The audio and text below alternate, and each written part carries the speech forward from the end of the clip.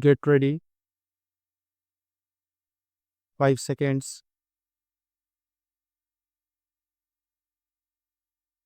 I am thankful to you for having given me this opportunity long last to say a few words on the budget. Already much has been said, and I think the finance minister has come in for his share of congratulations as well as criticisms. So there is not very much to say, but I should like to say a few words. The increased development expenditure and the absence of any new taxation has earned for the budget a good response even from the businessman. I especially welcome the relief given to the middle classes by raising the exemption limit of income tax in respect of personal income.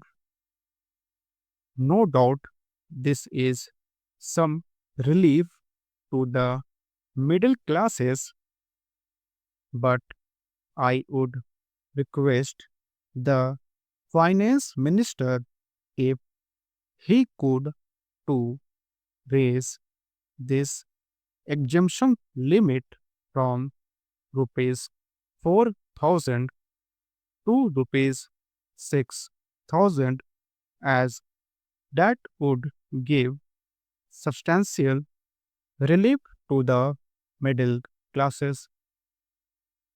I am indeed glad that the Taxation Inquiry Commission has been appointed with Dr. John Mathai as the chairman, and I am sure that many of the vexed problems may be solved through this commission. At the same time, I would request the finance minister to put off the state duty bill for the present, since this inquiry commission has been appointed and they may go into this question. For I feel that it is not an opportune moment to put on more taxes on the people already, as Mr. Gadgil has pointed out. There are so many taxes on the people. The people are overburdened by taxes and they are just trying to recover their stability. So, in regard to state duty, I would ask him to consider about it. My reason for asking it to be postponed is, as I have said, that the people are still facing economic distress, and then our government is not able to offer the amenities which other countries have, where the state duty exists, such as free compulsory education for children, free medical aid, homes for the poor and the destitute, old age pension, etc. So, my humble suggestion is that this point may be considered by the Taxation Inquiry Commission. I agree that there is a brighter side of the picture, and that instead of continually harping on our poverty, we should also see the bright side. We are making encouraging progress towards laying the foundation of a welfare state, with the cooperation of all and the implementation of the 5-year plan.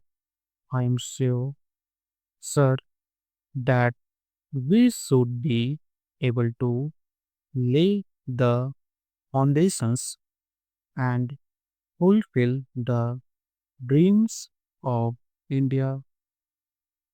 It is indeed encouraging to know from the finance minister that there is a tendency of lowering food prices all over the world, and in that case, the prices in our country too would be lowered. Regarding defense, for obvious security reasons, I do not agree with my friends who say that the expenditure should be curtailed.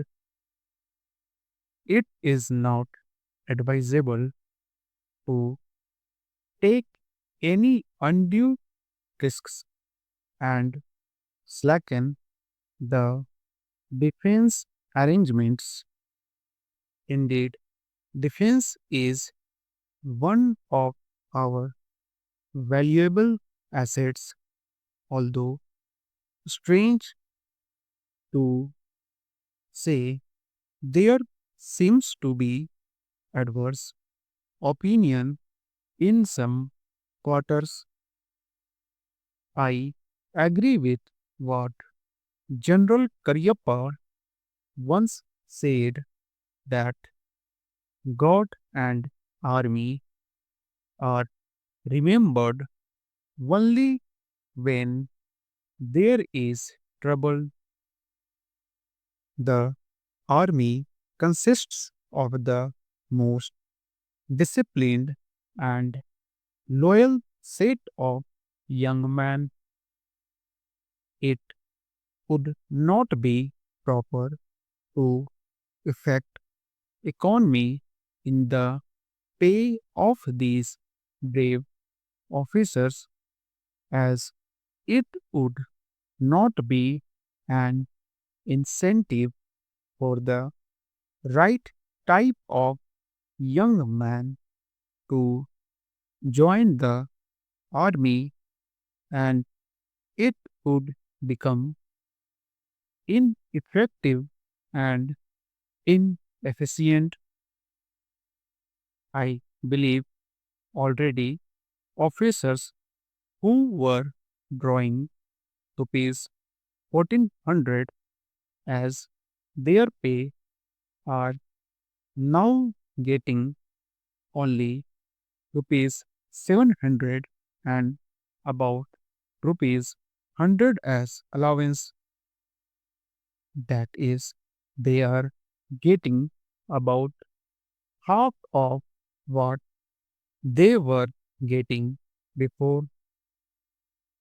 It is very hard for those officers on field duty to establish separate establishments for their families and for their children.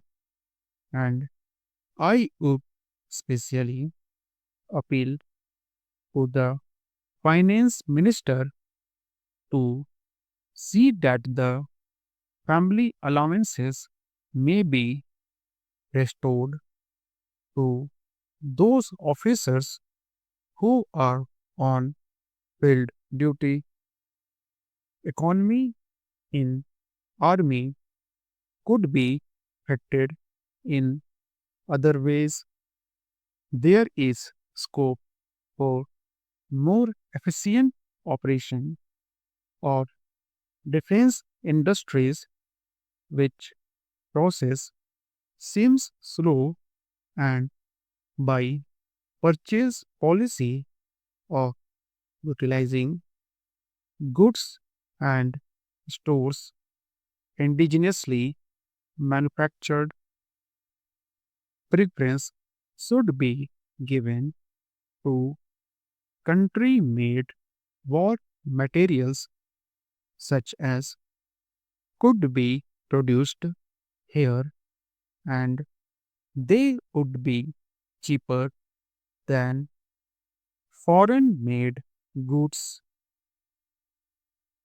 I may also suggest that the armed forces who are not on field service or under any operational commitments could be utilized for giving military training to the youths in schools and colleges, which would teach discipline and loyalty. The university authorities should make military training as part of their compulsory education, just as they have adopted social, domestic, and political sciences. The National Cadet Corps is already inculcating military training in some universities, such as Bombay and Calcutta. But if military training is made compulsory for our university students, it will go a long way